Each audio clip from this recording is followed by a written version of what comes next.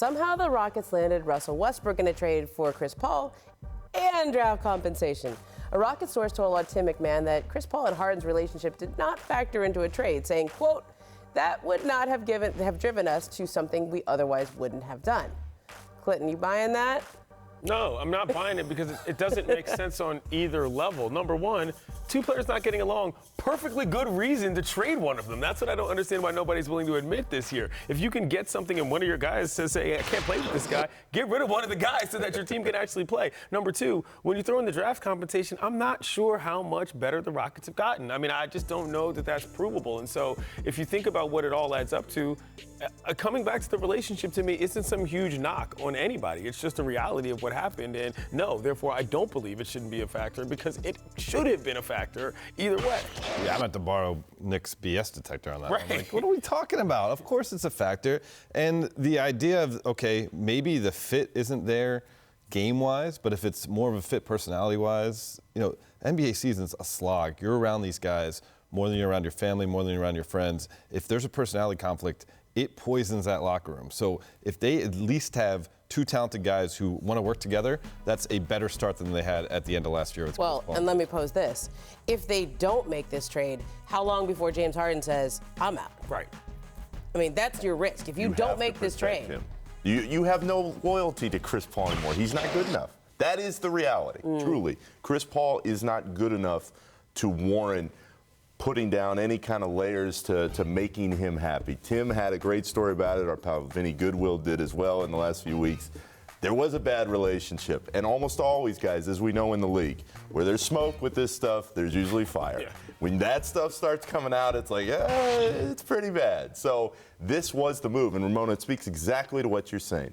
If you're the Rockets, you can't mess with James Harden. He's your guy. He is the franchise. Chris Paul, he was a nice piece. You didn't win. Time to go.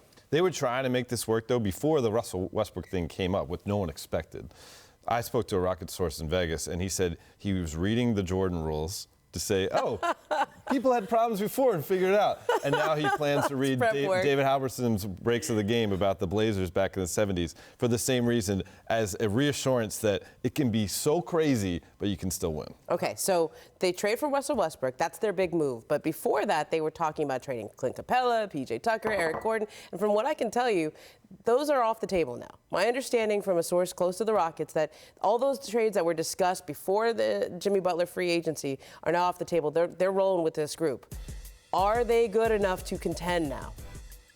I think they are simply because of the way the rest of the West has developed. I mean, if you think about what is up in the air with the Warriors, I mean, the Blazers got there, but we don't really know what's going on. The Nuggets look good. I mean, there's no reason for me to believe if you're thinking, let's just say you're going to consider Westbrook for Paul 1-for-1. If they didn't get rid of all the other players that were their key cogs, then yeah, they're right there. I thought 2 years ago this team was going to win the title, and they didn't. It didn't happen. But they're not appreciably better or worse, and everybody else kind of don't really know what's going on. There's probably 5 or 6 teams I would name before them, but then they'd meet in that next group. And yeah, sure. I mean, if it does work out, there's talent there, there's playoff experience there.